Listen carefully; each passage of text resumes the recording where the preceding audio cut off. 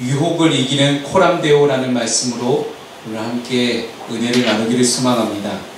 리처드 범브란트 목사님이 쓰신 저 높은 곳을 향하여 라는 그 책에는 유대의 셰퍼 이에라밀이라는 책에 나오는 요셉에 관한 다음과 같은 이야기를 소개하고 있습니다. 그 셰퍼 이에라밀이라는 그 책에 나오는 내용은 이렇습니다. 이집트의 네로라 하는 많은 귀부인들이 잘생긴 히브리 청년이 보디발의 집에 들어왔다는 이야기를 듣고 보디발의 집으로 모여듭니다. 보디발의 부인은 손님들에게 각각 사과 1개와 사과를 깎을 칼을 한 자루씩 쥐어주었습니다. 요셉이 그 귀부인들의 시중을 들기 위해서 방으로 들어섰을 때 요셉의 외모에 반한 귀부인들은 모두 요셉의 외모에 정신이 팔려서 손가락을 칼에 베이고 말았습니다. 그러자 보디발의 부인이 그들에게 말을 합니다. 당신들은 요셉을 한순간만 보고도 매혹당하지 않으셨습니까?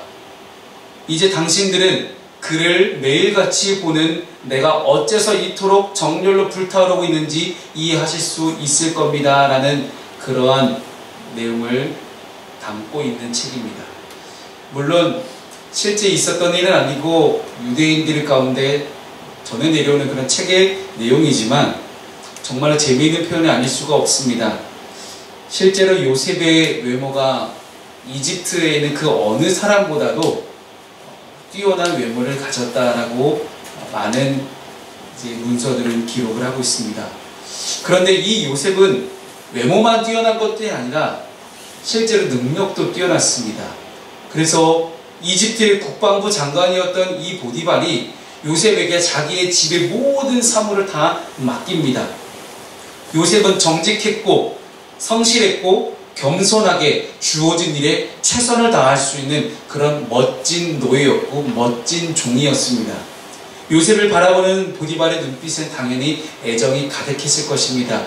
그러니 이 요셉에게 자기의 집의 모든 재산을 다 처리할 수 있는 권한을 종에게 맡기지 않았겠습니까? 그런 보디발의 눈에만 요셉이 사랑스러웠던 것이 아니라 보디발의 눈에도 요셉은 굉장히 사랑스러웠습니다. 오늘 함께 읽진 않았지만 6절 말씀에는 요셉은 용모가 빼어나고 아름다웠다라고 성경이 분명하게 기록하고 있습니다. 사람은 자신의 단점 때문에 어려움을 당하기도 하지만 자신의 장점 때문에도 어려움을 당하기도 합니다. 요셉의 경우는 자신의 외모 때문에 어려움을 당한 그런 인물이었습니다. 결국 보디발의 아내가 요셉을 유혹하기 시작합니다. 한두 번이 아니라 날마다 찾아와서 치근덕댑니다. 여인이 날마다 요셉에게 청하였으나 요셉이 듣지 아니하여 동침하지 아니할 뿐더러 함께 있지도 아니하니라. 10절 말씀이 그렇게 기록을 하고 있지요. 즉 그 넓은 보디발의 집에서 요셉은 끝까지 계속해서 이 보디발의 아내의 눈을 피해 다닙니다. 근데 여러분, 한 번의 유혹은 피할 수 있지만 날마다 계속되는 유혹은 피하기가 어렵습니다. 요셉이 어떻게 이 유혹을 이겨냈는지, 또한 여러분의 삶 가운데 찾아오는 많은 유혹들을 우리가 어떻게 하면 이겨낼 수 있을지, 그 유혹들을 이겨낼 수 있는 코람데오의 비결을 오늘 함께 말씀을 통해 나누겠습니다. 첫 번째는 사람이 아닌 하나님을 의식하라는 것입니다. 유혹을 이기는 첫 번째 방법입니다. 사람이 아닌 하나님만을 의식하고 하나님만을 바라보라는 것입니다. 오늘 본문 11절 말씀을 함께 읽겠습니다. 시작. 그러할 때에 요셉이 그의 일을 하러 그 집에 들어갔더니 그 집 사람들은 하나도 거기에 없었더라. 보디발 아내는 늘 사람들의 눈치를 살피는 사람이었습니다. 보디발의 아내가 요셉에게 눈짓했다는 표현이 7절에 나오고요. 그리고 동침하기를 청했다라고 이야기를 하죠. 즉 사람이 없을 때에 요셉에게 찾아와서 끊임없이 치근덕댔음을 우리는 알게 됩니다. 그렇게 보면 오늘 집에 사람이 한 명도 없는 게 너무 신기하지 않습니까? 어떻게 국방부 장관이라는 그런 이집트의 군대 장관의 집에 사람이 어떻게 한 명도 없을 수 있을까요? 우리가 유추해 볼 수 있는 단 한 가지 사실은 한 가지가 있습니다. 바로 보디발의 아내가 사람들을 다 밖으로 내보냈다는 사실이죠. 왜요? 요셉과 동침하기 위해서. 남편 보디발도 없고 사람들도 다 내보낸 그런 상황들입니다. 보디발의 아내에게 절호의 찬스입니다. 이때 요셉의 옷을 잡고 동침하자고 그렇게 졸라댑니다. 이건 청년 요셉에게 굉장히 어려운 시험이었을 것입니다. 여러분 생각해 보십시오. 종이자 노예로서 가장 편하게 살 수 있는 방법이 무엇입니까? 그 종이 그 주인의 아내와 함께 동침하면 그 주인의 아내가 그 종의 모든 것을 다 커버해 줄 테니 얼마나 편하게 노예 생활을 할 수 있겠습니까? 어찌 보면 사회적으로 볼 때 가장 빨리 승진할 수 있는, 가장 빨리 성공할 수 있는 그런 절호의 찬스가 요셉에게 찾아왔습니다. 요셉의 인생의 역전에 이룰 수 있는 그런 로또와 같은 기회가 바로 보디발의 아내와 함께 동침하는 것입니다. 보디발은 물론 요셉을 믿었지만 지금 보디발은 장군이기 때문에 집이 없습니다. 실제적인 주인은 보디발의 아내입니다. 그리고 지금 집에는 아무도 없습니다. 아무도 보는 이가 없는 그 상황 가운데 요셉은 유혹에 넘어가지 않습니다. 왜요? 그는 사람이 아니라 하나님을 의식하고 하나님을 바라보는 사람이었기 때문이었습니다. 여러분, 보통의 사람들은 자신에게 일확천금의 기회가 주어진다. 그리고 당장에 내가 승진할 수 있고 당장에 내가 인생 역전될 수 있는 그 기회가 찾아왔을 때 세상적인 기준은 다 그것을 놓치지 말라고 이야기합니다. 아직도 기억나는 것은 한 집사님이 저에게 찾아와서 자기가 다운 계약서를 썼다면서 그것 때문에 하나님이 자기를 심판하신 것 같다면서 펑펑 울면서 회개하시는 그런 장면이 저는 몇 년 전에 기억이지만 아직도 제 머릿속에 생생합니다. 여러분, 많은 일들이 세상 가운데는 벌어지고 있습니다. 근데 그 수많은 일들과 유혹과 시험을 우리가 잠깐만 타협해 본다면, 잠깐만 우리가 한 번만 타협한다면 우리의 인생이 쉽게 펼쳐질 수 있는 기회들이 너무나 많습니다. 하지만 우리가 사람의 눈이 아니라 하나님의 눈을 의식하길 바랍니다. 보통의 사람들은 다른 사람들의 눈을 피해 죄를 짓습니다.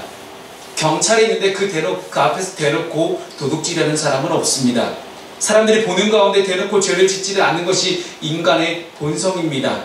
그래서 보통의 사람들은 어떻게 하면 죄를 들키지 않을까라는 고민을 합니다. 죄를 들키지 않았다고 해서 과연 죄를 짓지 않은 것일까요? 들킨 것과는 상관없이 죄를 지었다면 죄는 나에게 있는 것이고 나는 죄를 지은 것입니다.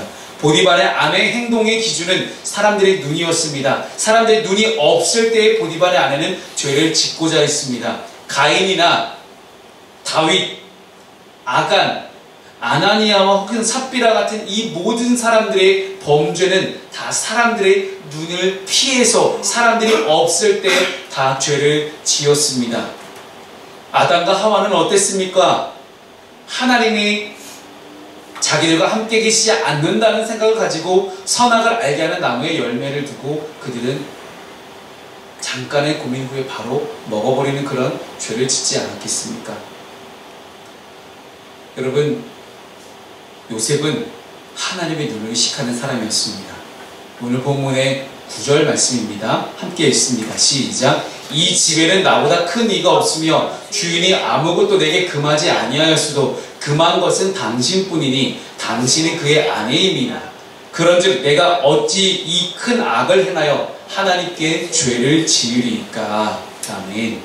요셉은 늘 하나님 앞에서 살아간 사람이었습니다. 하나님 앞에서 코람데오의 신앙을 가지고 그는 살아갔던 사람이었습니다. 내가 하나님 앞에서 어떻게 살아가는지, 사람 앞에서 어떻게 살아가는지를 어떻게 우리가 구분할 수 있을까요? D.L. 무디라는 이 목사님은 인격이란 아무도 보는 이 없을 때 당신의 모습이다 라고 정의를 내립니다. 근데 인격만 그럴까요? 신앙도 그렇습니다. 신앙이란 아무도 보는 이가 없을 때의 나의 모습이 나의 신앙의 모습입니다. 사람의 눈이 아니라 하나님의 눈을 살펴보길 바랍니다. 아무도 보는 이가 없다라도 하나님은 보고 계십니다. 하나님은 살아계십니다. 하나님 앞에서 코람데오 하나님의 눈을 의식하며 살아갈 수 있는 저와 여러분 되기를 주님의 이름으로 축원합니다. 두 번째입니다.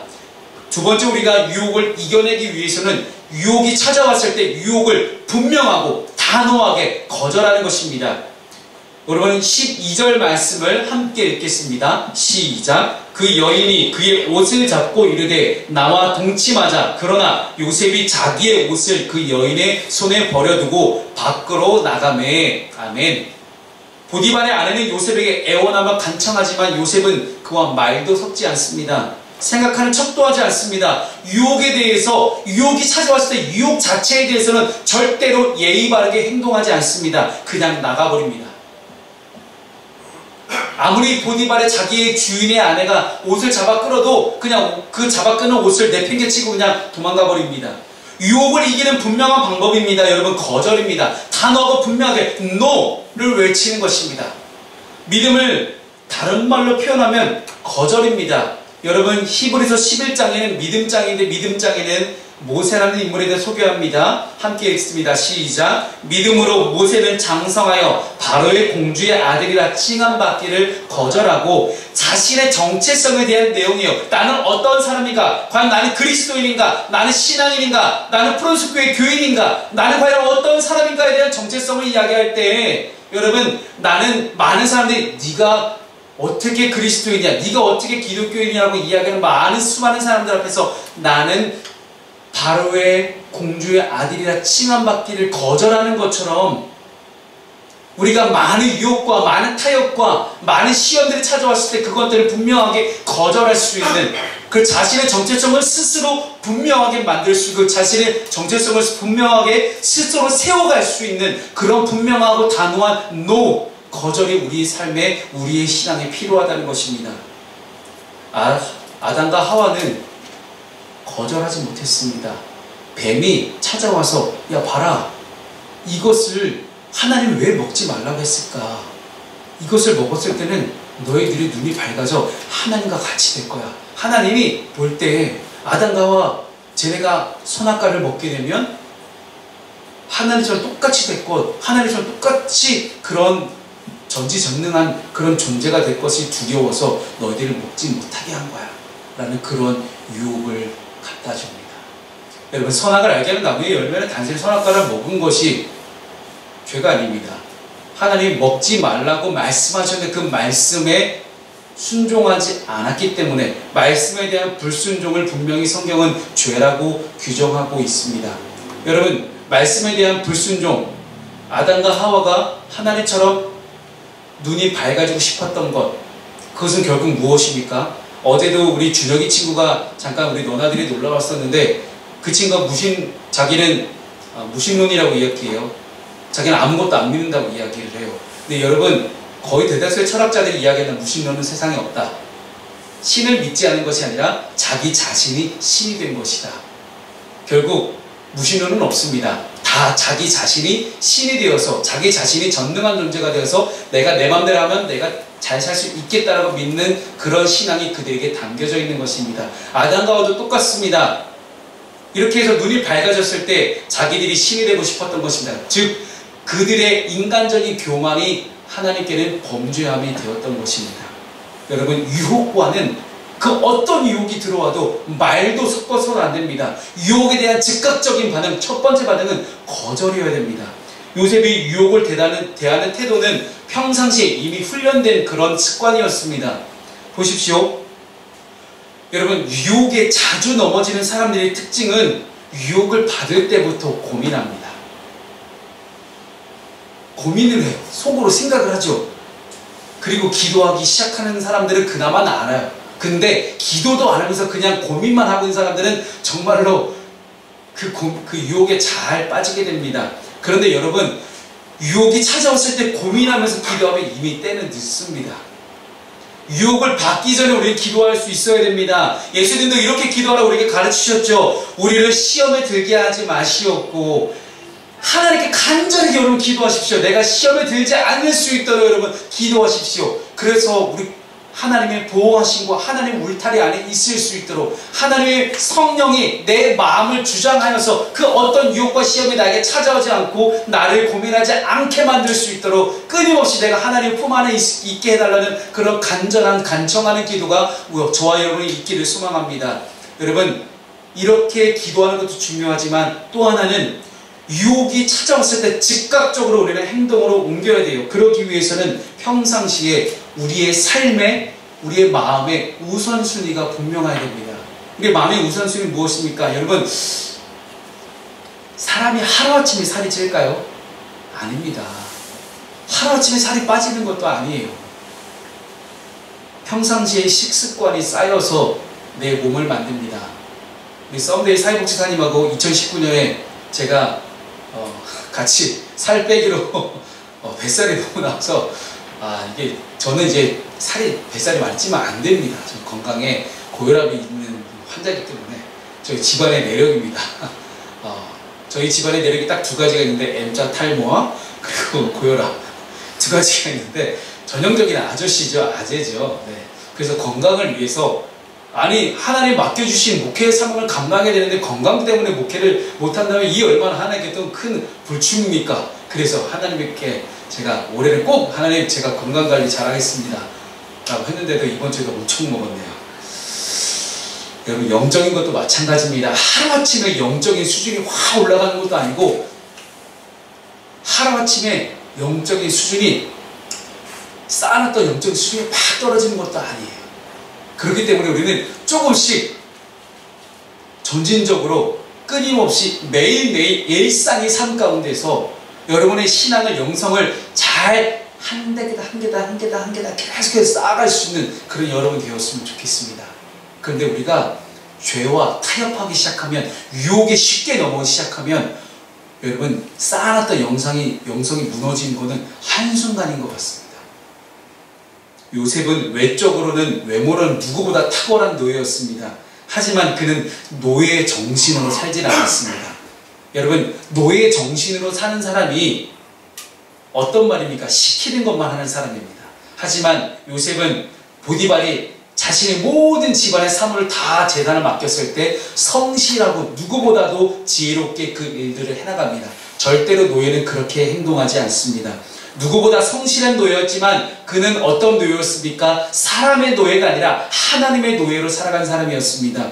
신분상은 노예였지만 그는 정체성이 무엇이었습니까? 하나님의 사람, 요셉, 그런 사람으로 그는 살아갔습니다. 요셉은 옷을 벗어서 던져버릴지언정 신앙의 양심을 잃지는 않았습니다. 옷을 버리고 믿음을 지킬 줄 아는 그런 사람이었습니다. 자신의 것을 내어 던지고 자신의 것을 희생하고 자신의 것을 버릴지언정 믿음만은 지킬 수 있는 그런 사람이었습니다. 여러분, 우리의 삶에는 그런 유혹이 많이 찾아옵니다. 야, 한 번만. 근데 그 한 번이 우리에게는 엄청난 시련으로 다가오게 됩니다. 여러분, 이 요셉이 벗어던진 옷에는 세 가지의 의미가 담겨져 있습니다. 첫 번째는 보디발의 아내가 동침하자고 그렇게 유혹하며 붙잡고 늘어졌기 때문에 끈질긴 유혹의 의미가 있고, 두 번째는 요셉이 하나님 앞에서 죄를 범하지 않고자 버려두고 나갔기 때문에 거룩하게 구별되었다. 그래서 거룩함의 의미가 있습니다. 세 번째 의미는요, 무고한 요셉이, 아무 죄가 없는 요셉이 주인의 아내를 희롱한 법적 증거물로 사용되었기 때문에 모함을 상징하고 있습니다. 여러분, 이 요셉의 옷에는 다양한 의미가 있습니다. 여러분의 걸치고 있는 옷, 여러분의 외모, 여러분의 마음, 여러분의 생각들에는 어떤 의미가 담겨져 있을까요? 많은 의미들이 있겠지만 여러분, 그것들이, 모든 것들이 다 하나님의 계획하신 가운데서 여러분 스스로를 하나님께 올려드릴 수 있는 그런 매개체가 되기를 주님의 이름으로 축원합니다. 마지막으로 세 번째, 유혹을 이기기 위한 방법은요, 반복적인 신앙 훈련을 하는 것입니다. 내가 일상 속에서 반복하는 것들이 내 일생의 반전을 만들어냅니다.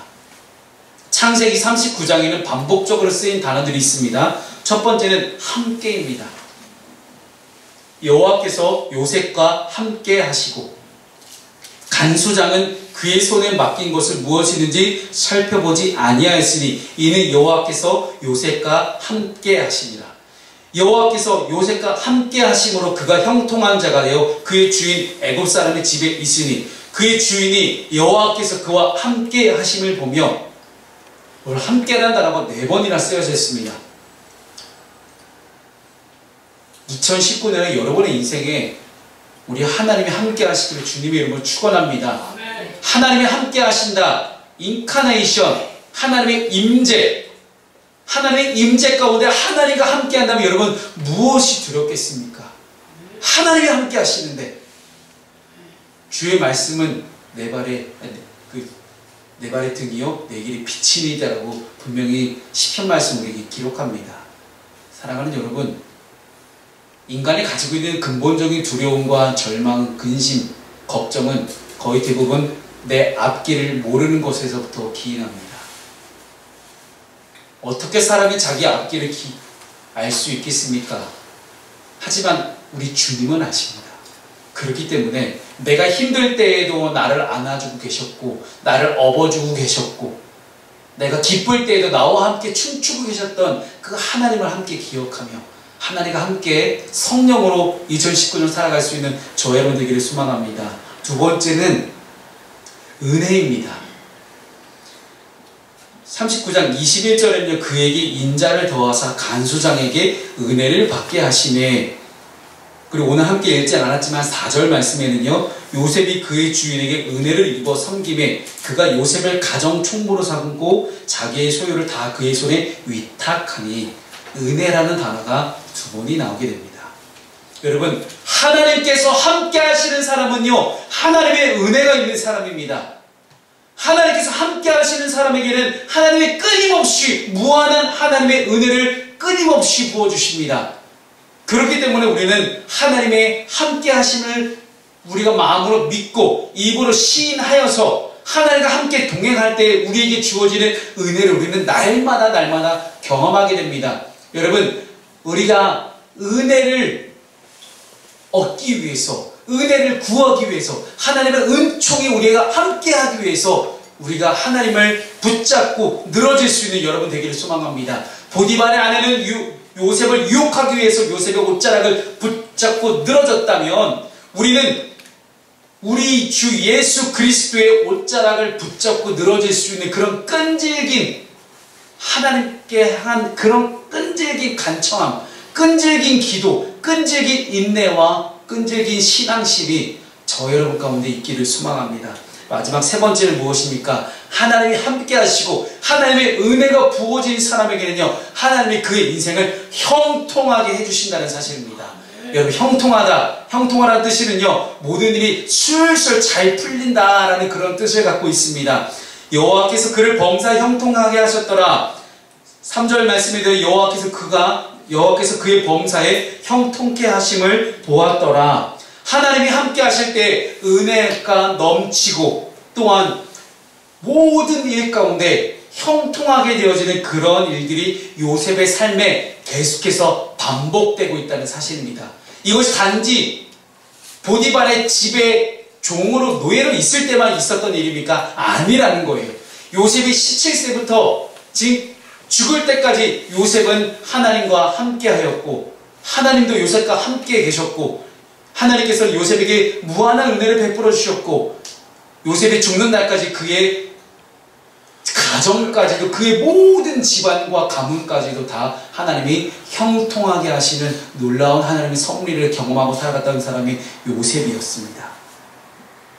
여러분, 함께, 은혜, 형통, 이 세 단어가 2019년에 여러분의 삶의 매일매일 일상 속에서 반복되어지기를 주님의 이름으로 축원합니다. 여러분, 유혹은 달콤합니다. 유혹을 이겨낼 수 있는 힘은 우리 인간에게는 없습니다. 사람의 눈이 아니라 하나님의 눈을 의식하고, 사람의 눈치를 보지 말고 하나님의 시선을 의식하길 바라겠습니다. 유혹거리하는 말도 섞지 마십시오. 평상시에 믿음의 우선순위를 분명하게 하시고, 평상시에 자신을 찍어서 끊임없이 훈련시킬 수 있는 그런 믿음의 반복되는 훈련, 함께와 은혜와 형통의 훈련이 여러분에게 있기를 소망합니다. 며칠 전부터 JTBC에서 성범죄를 저지른 목회자들을 추적하고 보도하는 내용이 계속해서 흘러나오고 있습니다. 2019년을 시작하면서 JTBC가 한번 물면 안 놓잖아요.